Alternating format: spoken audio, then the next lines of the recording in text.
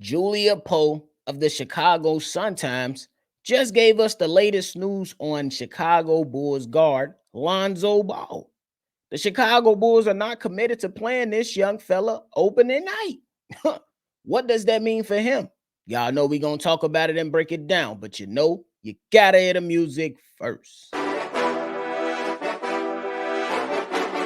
Cognac gang.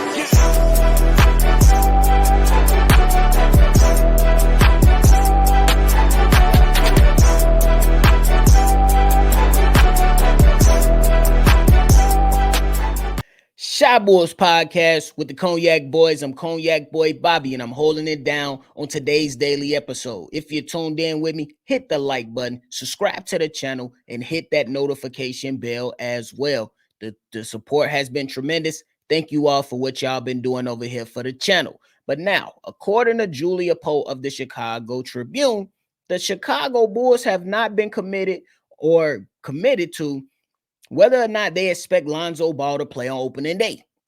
They already know that this is a situation that's going to require a major ramp up just to get in game shape, just to get prepared after missing 2 years away from the squad. Julia Poe went on to give us this quote. She said, although the next goal,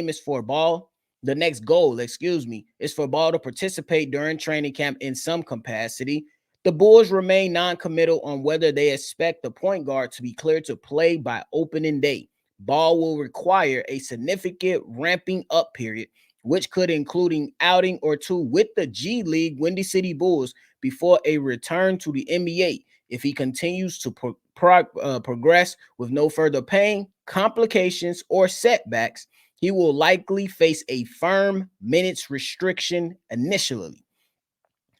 I have no issue with the Chicago Bulls trying to protect Lonzo Ball. I look at this situation and say, hey, man, we know that what you have been dealing with, going under the knife so many times just to get to this point, is a win. Just to get to this point with Lonzo Ball and him pretty much putting out there, he's not really experiencing any pain. He hasn't had any setbacks like years past, and that he should be, getting closer and closer to his return. That's a win. Because initially we thought that, or at least I thought, I'm not going to speak for everybody, but at least I thought his career was in jeopardy. You know what I'm saying? Not necessarily saying that it was over, but I believe that it's fair to say that with all things considered and the amount of surgeries that this player had, the chances of him returning were very, very slim compared to what we were being told, compared to all the procedures that we were aware of and things like that. So now he gets to this point, it's another win for him. You know what I'm saying? Because he got to this point and now he's able to have a chance. He has a chance. So, and I agree with the Chicago Bulls. This is probably one of the few times that I'm going to agree with them within the last few years of the Chicago Bulls. But I say, hey, you have to protect Lonzo Ball, not just for now, but the foreseeable future. Because even if he's not within the plans of being a part of the Chicago Bulls, you at least want to protect him well enough to where he can get himself some film out there for other NBA teams and could potentially continue on his career somewhere else if he's not a part of the plans. But I do have to come to this and say, when does he play? You know what I'm saying? Do you hold him out? Do you want to see him at the G League for more than a game or two? Do you want to see him for 5 games down there? I think that's kind of a bit excessive. I would say that for sure. But is it just going to be limited to the Windy City Bulls? Are you not going to attempt to play him in preseason? And what would that minute restriction look like? Would the minutes restriction look something like maybe 15 minutes per game, 20 minutes per game? You know what I'm saying? Do you want to start at 10 and then just kind of ramp them up a little bit? I don't know if that's kind of like the plan that you want to go into. And then I think about it like this, because Lonzo Ball, if he's not coming in and starting off the regular season, how long are you going to wait to see if he can be a part of this team? You know what he once was, but is he still that same player? And now that I'm saying that, I'm thinking about what Julia Poe also said in her article. She said one of the issues is more nuanced for the Chicago Bulls when you really, really talk about this situation here. She said, is Ball still the dynamic playmaker and defender who last pulled on a Bulls jersey 31 months ago? And I think that's a fair question to ask. We don't know what this player is going to be anymore. I always say, take the clips for what they are. I'm happy that players show clips to where they're working out. But the thing with highlight clips or short 20, 30-second clips, maybe even a 1-minute clip, they're all designed to make things look good. You're not going to really see anything, that's out of the ordinary when somebody posting a clip. Just like we can go back and Lonzo Ball, he hopped out of that chair after having his back and forth with Stephen A. And you're like, okay, bro, you got out of the chair. You should be able to get out of the chair. You know what I'm saying? After it's been so long and we've been hearing that you've been progressing, okay, you get out of the chair. It wasn't nothing spectacular. You know what I'm saying? But we've been seeing more one-on-ones, 2-on-2s, 3-on-3s, and things like that. Now we're moving on to the transition side to moving on to 5-on-5. And I can guarantee if there's another clip, the 5-on-5 gonna look damn good.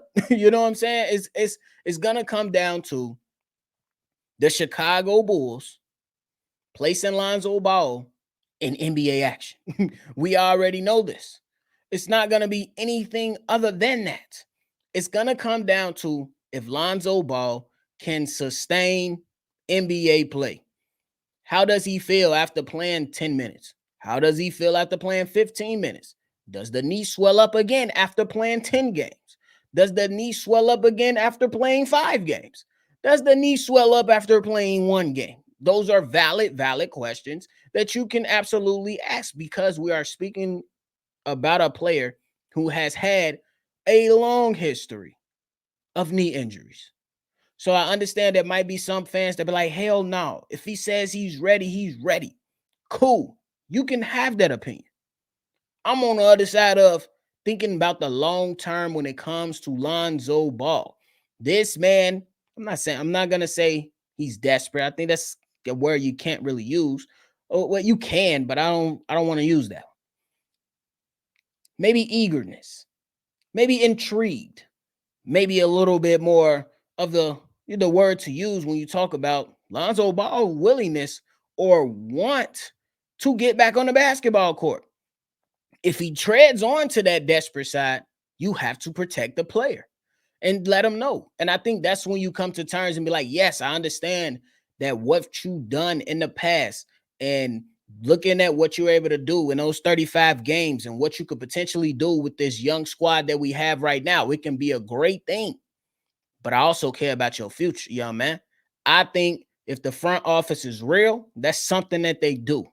They tell them it's not just about now. Yes, we want to see you on a court, but we also want to make sure that you're good for the foreseeable future. Do I think this is something that's going to be a prolonged process? I hope not. I hope not. When you talk about Lonzo Ball, I hope it's not a prolonged thing. If he's not starting on opening night, Lonzo Ball reiterated that he wants to be playing on opening night. But if he's not able to start on opening night, at the end of the day, y'all, it's okay. As long as this is not something that's going to be like, damn, Lonzo Ball still not here after a month into the season. Damn, Lonzo Ball still not here after 3 weeks of the season. Now, if you protect him for a couple weeks, let's just say for a couple weeks, you play 6 games, 7 games. You know what I'm saying? Depending on your schedule. You'll be like, okay, you can deal with that. But then you start treading into some serious territory with what the hell fans and some fans that already have doubt. It's like, man, he ain't coming back. But at the end of the day, I say protect the player. But at some point, I hope to see him back on the court. And I'll leave it at that. So that's it. Oh, excuse me, y'all. Well, that's it for me today, ladies and gentlemen. Thank y'all so much for tuning in to another episode of Shy Boys Podcast. Go ahead and make sure you hit that like button and subscribe before you get up out of here. If you want to be a part of our mailbag episode, go ahead and hit that like button, subscribe to the channel, and hit that notification bell as well. Thank y'all so much, Bulls Nation. always see red, and you already know we're going to catch y'all on the next one for sure. Cognac. Gang.